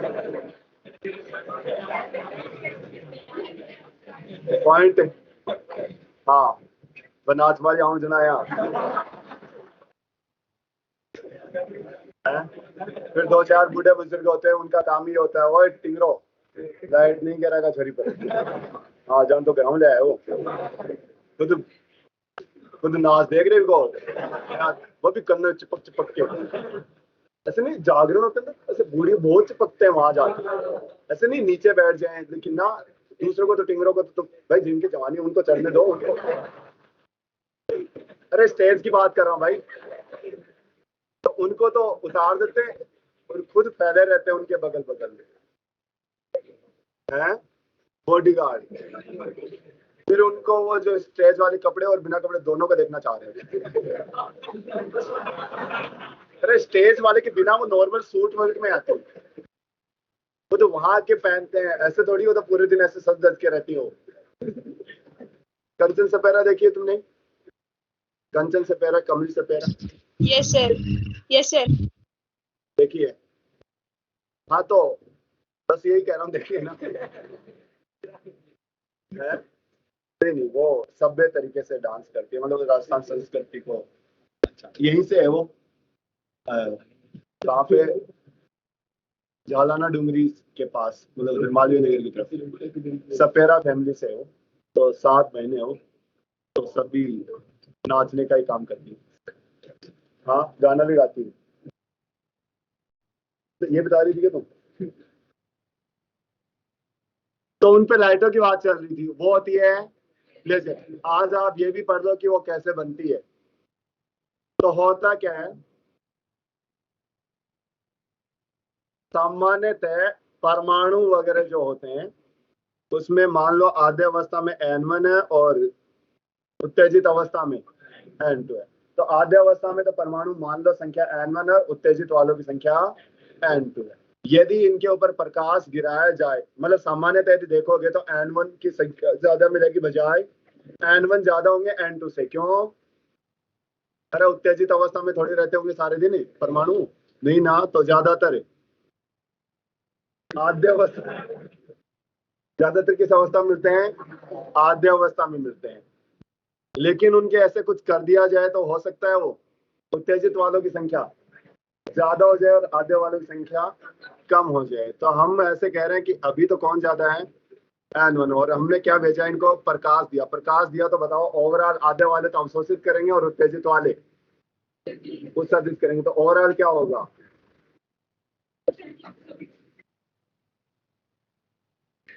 भाई तुम जवाब दे दो। एक तो मैं वैसे ही खिसक रखा है मेरा, लगभग पूरी क्लास मैं दिमाग में कुछ और चल रहा था, जबान में कुछ और चल रहा था। ऐसे भी नहीं जैसे तुम सोच रहे हो, लेकिन ऐसे स्थायी नहीं है, पता नहीं क्यों नहीं था। शायद दिया तो आते में पढ़ाने लग गया, या फिर जो भी है। सुबह 2 बार फोन आ गए, तो मेरे सुबह सुबह किसी का फोन आ जाए, फिर वो 5 मिनट लेट हो जाता हूँ, फिर और हो जाता हूँ, तो दोनों वजह से डिस्टर्ब है। तो वापिस आते हैं, कहानी क्या है? बहुत सारे परमाणु होते हैं किसी भी वस्तु के अंदर, उनमें से काफी सारे तो आद्य अवस्था में होते हैं और काफी सारे उत्तेजित होते हैं। सामान्य ताप में, साम्य अवस्था में ज्यादातर कौन मिलेंगे आपको? आद्य अवस्था में मिलेंगे। अब यदि मैं इनको प्रकाश देता हूं तो अवशोषण करने वाले ज्यादा होंगे और उत्सर्जित करने वाले, क्योंकि ये ऊपर से नीचे गिरेंगे तो उत्सर्जित होंगे, मतलब उत्सर्जित करेंगे, और ये वाले अवशोषित। तो सामान्यता। लेकिन हमें क्या करवाना था? लेजर बनाने के लिए उत्तेजित ज्यादा करवाना था। क्यों? क्योंकि ओवरऑल उत्सर्जन होगा, तभी तो वहां से क्या निकलेंगे? विद्युत चुंबकीय तरंगे निकलेंगी। तो हमें N2 की संख्या बढ़ानी थी, और ये कैसे न कैसे करके तरीके से अपन क्या करेंगे? N2 की संख्या बढ़ाएंगे, और N2 की संख्या बढ़ाएंगे। इस कहानी को कहते हैं, इस प्रोसेस को कहते हैं पॉपुलेशन इन्वर्जन। पॉपुलेशन इन्वर्जन, तो जनसंख्या उत्क्रमण, मतलब जो है उसका ठीक है उल्टा करना है। सामान्य तो कौन ज्यादा होते हैं? आद्य अवस्था वाले, लेकिन हमें कौन बढ़ाने हैं? उत्तेजित वाले। तो इसको उल्टा करने की घटना क्या कहलाएगी? पॉपुलेशन इन्वर्जन, जनसंख्या उत्क्रमण। ठीक है, तो हमने क्या कर दिया? N2 ज्यादा कर दिया। अब अपन क्या देखेंगे? अब अपन क्या देखेंगे? उत्सर्जित, मतलब जो नीचे गिरेंगे उनकी संख्या ज्यादा है, और ये इनकी संख्या ज्यादा, तो है सबके सब क्या रिलीज करेंगे? विद्युत चुंबकीय तरंगे, फोटोन रिलीज करेंगे। सबके सब माले से 5वें से चौथे में आ रहे हैं, 5वें से छठे, वो तीसरे में आ रहे हैं, 5वें से दूसरे में आ रहे हैं। तो एक साथ ये क्या करेंगे? नीचे कूदेंगे। हजारों, लाखों, करोड़ों, अरबों, खरबों इलेक्ट्रॉन क्या करेंगे, या फिर परमाणु है वो उत्तेजित से किस में आएंगे? आद्य अवस्था में। जैसे ही आएंगे तो इतने सारे फोटोन एक साथ रिलीज होंगे, और इतने सारे फोटोन एक साथ रिलीज होंगे तो लाइट की इंटेंसिटी बहुत ही ज्यादा होगी। तभी एक साथ प्रोसेस हो रहा है, इसका मतलब कलांतर भी इनमें सब नहीं होगा। कलांतर नहीं होगा तो कैसी तरंगे मिलेंगी आपको? कला समन तरंगे मिलेंगी। तो आपने क्या क्या देखने को मिलेगा? क्या मिलेगा कि एक साथ गिर रहे हैं तो बहुत सारे फोटोन एक साथ निकल रहे हैं तो तीव्रता बहुत ही, ये बहुत ही कला संबंध होंगे। साथ के साथ है कि एक वर्णीय भी होंगे। एक वर्णीय जैसे चौथे से तीसरे में गिरे, पांचवें से तीसरे में गिरे, कुछ भी गिरे, तरंग दैर्ध्य का अंतराल जो सॉरी ऊर्जा का अंतराल फिक्स है तो तरंग दैर्ध्य भी फिक्स है, तो उसकी तीव्रता बहुत ज्यादा होगी। और वो कैसा होगा? प्रकाश से एक वर्णीय होगा, मतलब उसके अंदर एक ही कलर दिखाई देगा। से बात नहीं हुई आज। हाँ मैं ठीक है, पहले तो लेजर का मतलब light amplification by stimulated emission of radiation, तो नहीं पता चला होगा। अलग लाइट का मतलब लाइट समझते हो, एम्प्लीफिकेशन का मतलब होता है बढ़ावा देना, बढ़ाना।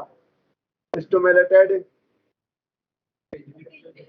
हाँ तो ये क्या होता है कि यहाँ पे स्पॉन्टेनियस मतलब ये अपने आप ही होता है, मतलब ऐसा नहीं कि तो क्या होता है, इसको थोड़ा सा अपने बाहर से किसी टाइप की ऊर्जा दी और वो क्या हो जाता है? उत्तेजित। और एक होता है स्पॉन्टेनियस मतलब खुद का खुद ही हो रहा होता है। तो यहाँ पे अपन खुद का खुद नहीं, बाहर से करवा रहे। इमिशन का मतलब उत्सर्जन और रेडिएशन का मतलब विकिरण। हालांकि तुम इसकी हिंदी देखोगे तो भी तुम्हें बड़ी कॉम्प्लिकेटेड से लगेगी, क्योंकि प्रदीपन और वगैरह पता नहीं क्या क्या वर्ड बना रखे हैं। तो बात यह है कि बाहर से आप थोड़ी सी आप ऊर्जा देके लाइट गिरा के अपन क्या करवा देते हैं?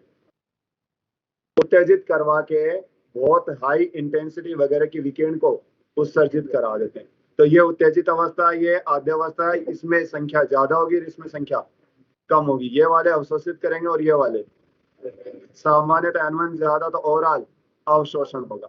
फिर अपन लेसर बनाने के लिए हमें क्या करना पड़ेगा? N2 ज्यादा। N2 ज्यादा कराने को पॉपुलेशन इन्वर्जन या जनसंख्या विक्रमण कहते हैं। फिर बात है N2 जैसे ही ज्यादा हो जाएगा तो अवशोषण से अधिक क्या होगा?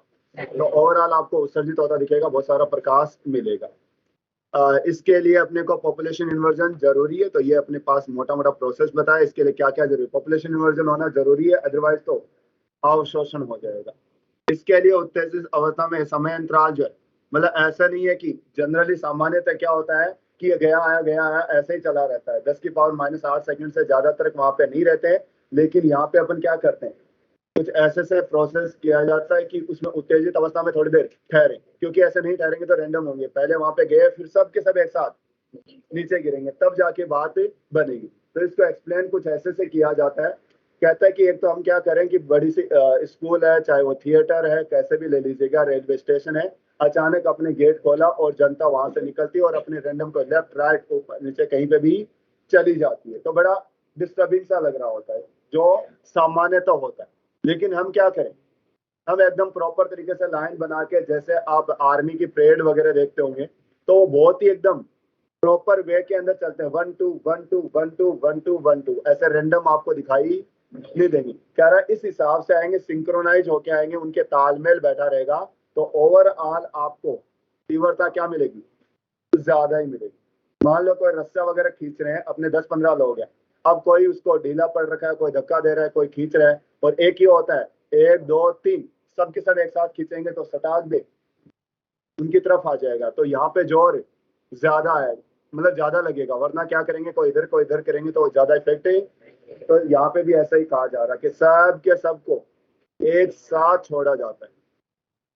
लेजर जो होती है काफी हद तक कला संबंध होती है, ये एक वर्णीय होती है और इसकी तीव्रता बहुत ही ज्यादा होती है। ये अपसरण डाइवर्ज नहीं होती, मतलब फैलती नहीं है। तभी तो अपने पास लेजर यहाँ से लाई लंबी दूरी तक आपको लाइट वो दिखाई दे रहा होता है। अब बात आती है तीव्रता की। हाँ, अपने पास n परमाणु और हर किसी की तीव्रता कितनी है? आई है। सबके सब एक दूसरे पर आधारोपित होंगे। कला असंबंध होंगे तो आई आई आई आई आपको बताया कितनी?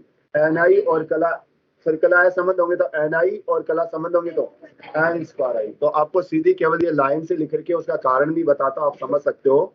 क्योंकि लेजर से जो बनती है वो क्या होती है? कला, इसलिए क्या होगा? n, और सामान्यतः ni। तो समझ सकते हो तीव्रता कितनी गुणा एन तो वही बात हुई, जो स्कूल से छोड़ने वाली और वो आर्मी परेड वाली कहानी, ये दोनों में क्या है, सेम है। लेकिन आप व्यवस्थित तरीके से ऐसे छोड़ते हो तो देखो तीव्रता कितनी गुना होगी सीधी, एन स्क्वायर, मतलब एन गुना और होगी पहले की तुलना में।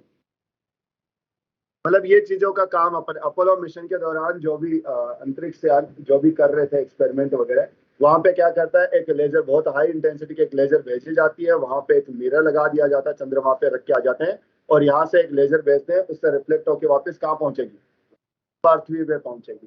तो देखा कि वो डाइवर्ट ज्यादा हुई नहीं थी, और इससे पृथ्वी और चंद्रमा के बीच की दूरी माप लो। कैसे? क्योंकि जैसे लेजर लाइट यहाँ से चालू की तब उस टाइम टाइम नोट कर लिया, फिर वो वहां पे जाके टकरा के वापस पहुंची तब का भी टाइम, तो जाने से पहले और जाने के बाद, मतलब चालू किया और वापस पहुंची तब तक का टाइम इंटरवल आ गया, समय अंतराल आ गया। प्रकाश की चाल आपको पता ही है क्या आ जाएगी, दूरी आ जाएगी, किस किस के बीच की।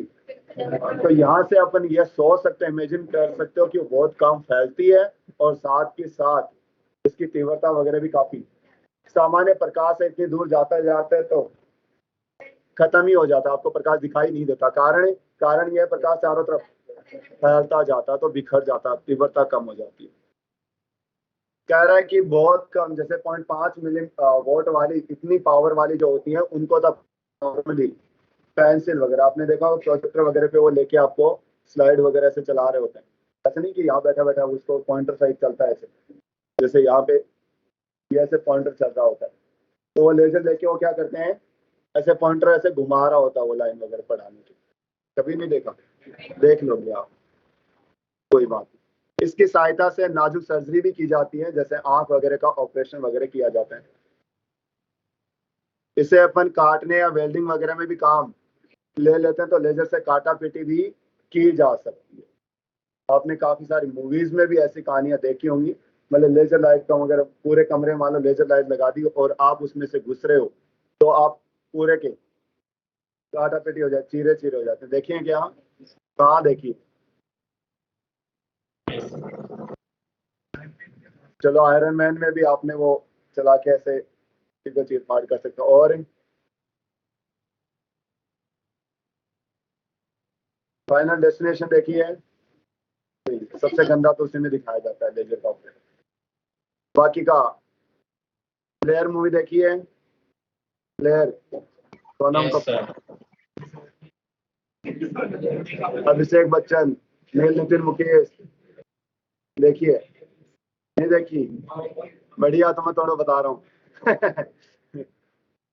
ठीक है, तो फिर तो मैं क्या ही बताऊं।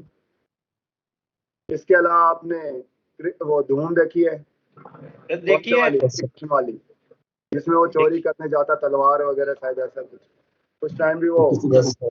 वहां लगा के कुछ कोड वोड चेंज कर देता है और एक बार के लिए लेजर गायब हो जाती है।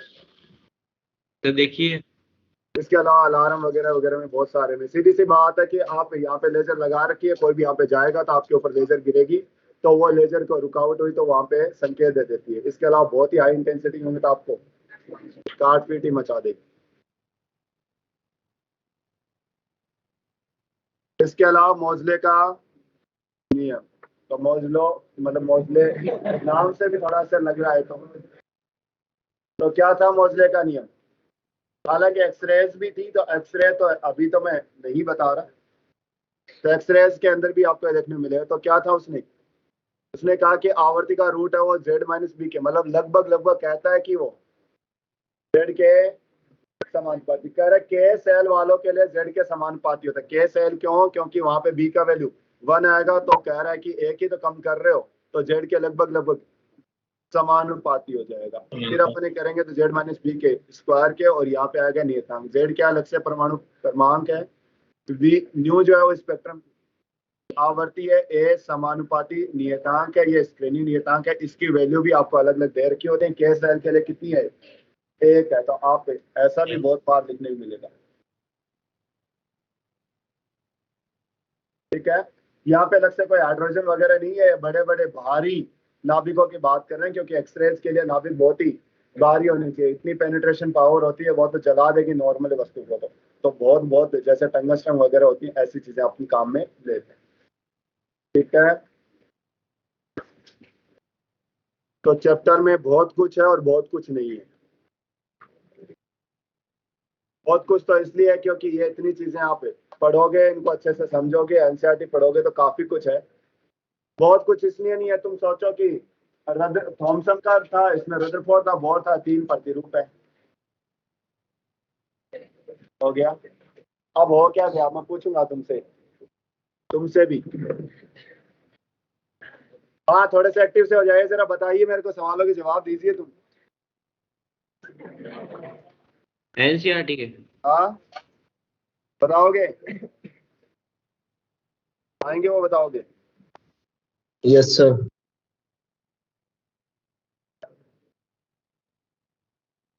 तुक्का मारना है। हाँ तो बताइए जरा, थॉमसन ने क्या बताया फटाफट।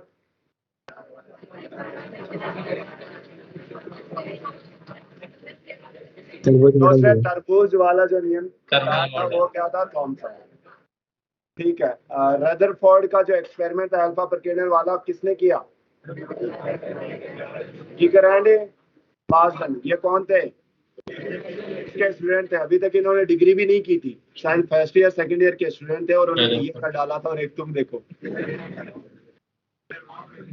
हाँ, जो बताया जाता वो याद तो होता नहीं, करवाओ, है ना? हाँ, जो बाकी के काम बहुत आते हैं तुम्हें, पढ़ाई वाले में थोड़े पीछे रह जाते हो। तो वहां पे पढ़ाई के अलावा, हाँ, उनके टीचर ने खोज क्या कि रदरफोर्ड कौन सा खुद ने किया, उसने अभिधारणा दी है करवा के एक्सपेरिमेंट में। तो तेरे को क्या लगता मैंने कुछ नहीं किया है? वो तो टाइम खराब चल रहा था, वरना अभी तक ऐसा प्रोडक्शन होता जो रदरफोर्ड तो कर भी नहीं पाता। नहीं, तो तुम भी अपने आप को कम मत समझा करो, तुम बहुत कुछ कर सकते हो। उस पर डाल देना कि ये निकम्मा निकला, मैंने तो ठीक ही कोशिश की थी, वो नहीं कर पा रहा, मैं तो सोचा था ये कुछ करेगा। कोई बात नहीं, वो अगले वाले पे डाल देगा। नहीं, बोले तेरे बाप ने क्या किया? बोले मुझे किया। और तेरे वाले ने तुझे किया। नहीं, हाँ, उस इतना बड़े में उसका हाथ नहीं है। ठीक है, वो हुआ उतना ही है बस उसका। हाँ, यहाँ पे भी बात डेप्थ में चली जाएगी, लोग बायोलॉजी वाले रह गए ना, है, इसको समझाएगा मेरे जाने के बाद, हाथ नहीं होता। हाँ,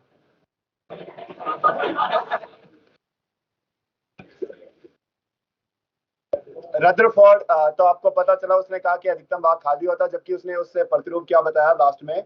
वो कह रहा है कि परमाणु का संपूर्ण द्रव्यमान और आवेश पूरा उसके केंद्र पे केंद्रित होता है, और उसको कहते हैं अपन नाभिक होता है। फिर वो कुछ कुछ चीजें समझाने में सक्षम रहा। इलेक्ट्रॉन चारों तरफ घूमते हैं, उनको आवश्यक अभिकेंद्रीय बल स्थिर विद्युत बल देता है। लेकिन दिक्कत क्या आई? दिक्कत ये आई कि वो तो क्लासिक फिजिक्स के अकॉर्डिंग तो विद्युत चुंबकीय तरंगे जनरेट करना चाहिए, और उसकी ऊर्जा खत्म होते होते नाभिक में गिर जाना चाहिए, और स्पेक्ट्रम सतत मिलना चाहिए। ऐसी कारणों की वजह से रदरफोर्ड को अपन खारिज ही कर देते हैं। हालांकि बेचारे थॉमसन को तो पहले ही कर दिया एक लाइन में ही। तो रदरफोर्ड काफी आगे तक चलता है, क्योंकि आग लगाई, आगे आग लगती है किसके? बोर। स्पेक्ट्रम वगैरह जो थे ये प्रैक्टिकल चीजें थी, ये काफी हद तक अपन देख चुके थे, लेकिन अंदर की कहानी समझ में नहीं आ रही थी। बोर आता है और बोर 3 नियम देता है क्लासिक फिजिक्स और क्वांटम फिजिक्स को लेके। वो क्या क्या बताता है? वो कहता है कि ऊर्जा स्तर फिक्स होते हैं, उन्हीं ऊर्जाओं में कक्षक में चक्कर लगाने के लिए ऊर्जा आपको, इलेक्ट्रॉन की ऊर्जा उतनी होनी चाहिए, और जब तक उसमें चक्कर लगाता रहेगा ना तो लेगा और ना ही ऊर्जा देगा। ठीक है। फिर उसके बाद में कहा कि उन्हीं कक्षाओं में चक्कर लगाएगा जिनका कोणीय समय h/2 का पूर्ण गुणज हो। और बात कह रहा है यदि वो इलेक्ट्रॉन ऊपर से नीचे गिरेगा तो फोटोन तो रिलीज करेगा। तो ये फोटोन रिलीज करने की कहानी, जो आपकी ऊर्जाएं बन रही है, ये जो स्पेक्ट्रम मिल रहा है, उसका कारण यही है। अब आगे वो पहुंचता है और वो काफी चीजें बता देता है, क्या क्या उसकी त्रिज्या, उसका वेग, उसकी ऊर्जा। ऊर्जाओं के हिसाब से वो स्पेक्ट्रम, वो कक्षाएं तो पहले ही बता चुका था, ऊर्जा अंतराल के बराबर हिसाब से वो बताता है कि आपका स्पेक्ट्रम कैसे बनता है। और वो लाइमर बामर वासन ब्रैकेट जो सीरीज थी उनको समझाने में सक्षम रहा। लेकिन वो अभी भी कुछ कुछ चीजें समझाने में सक्षम नहीं रहा। उसने कहा कि तीव्र आवर्ती तो समझाई, लेकिन आपने तीव्रता के बारे में कोई जानकारी नहीं दी। दूसरी चीज उसने कहा कि लाइनें बनती है, जबकि उसके अंदर तो लाइनों का एक समूह था, उसको एक लाइन बोली, जबकि वास्तव में तो वो लाइन नहीं थी, वो बहुत सारी लाइनों का एक ग्रुप था जिसको उसने पूरी लाइनमन को एक लाइन बोली, जबकि पूरी लाइनमन एक लाइन नहीं थी, लाइनों का समूह था। एक चीज और नहीं बता, मतलब एक्सप्लेन नहीं कर पाया बहुत सारी चीजें। उसने केवल उन्हीं आयनों के बारे में बताया जिनके पास कितने इलेक्ट्रॉन, एक इलेक्ट्रॉन होता है। लिथियम लिथियम इनमें से एक एक दो दो इलेक्ट्रॉन निकाल के कर सकते हो, बट सोडियम से 10 इलेक्ट्रॉन निकालना संभव नहीं था, तो वो नहीं समझा पाया। दिक्कत आ रही थी कि बहुत सारे इलेक्ट्रॉन है तो उनके बीच में भी अन्योन्य क्रिया हो रही होंगी, उनके बारे में कोई पोस्टुलेट वगैरह, कोई अभिधारणा वगैरह नहीं देता। फिर डी ब्रोगली भी इसकी थोड़ी सी सहायता करता है। सेकंड पोस्टुलेट डी ब्रोगली वो सही कर देता है साबित, क्या मानते हुए, इलेक्ट्रॉन की तरंग प्रकृति। तो डी ब्रोगली खुद का भी काम हो गया, क्योंकि उसने भी ऐसा सही दिया था और इसने भी कुछ ऐसा सही, तो दोनों मैच भी कर गए। उसके बाद में स्पेक्ट्रम के बाद में क्या बनती है, लेजर वगैरह बनती है। हालांकि अपन उत्सर्जन वगैरह चीज पहले समझा चुके थे, उच्च कक्षाओं से निम्न कक्षाओं में गिरता है तो उत्सर्जन तो होगा, और वहां से फोटोन भी रिलीज होंगे, तरंग दैर्ध्य भी, मतलब वो फोटोन होंगे तो उनके अलग अलग कलर की तरंग दैर्ध्य भी होंगे। लेकिन यहाँ पे लेसर में क्या किया, लेसर में हमने कुछ ऐसा कर दिया कि एक साथ बहुत बहुत बहुत बहुत सारे एटम एक्साइटेड से किस में आएंगे, आद्य अवस्था में आएंगे, और एक साथ वो नीचे आद्य अवस्था में आएंगे तो ऊर्जा अंतराल के बराबर के फोटोन रिलीज करेंगे। इन फोटोनों, उन तरंगों, उन कलर के मतलब उसमें विकिरण के बारे में देखा गया कि एक कला संबंध थी, इनकी तीव्रता बहुत ज्यादा थी, एक वर्णनीय थी, इनमें विचलन बहुत कम देखने को मिला।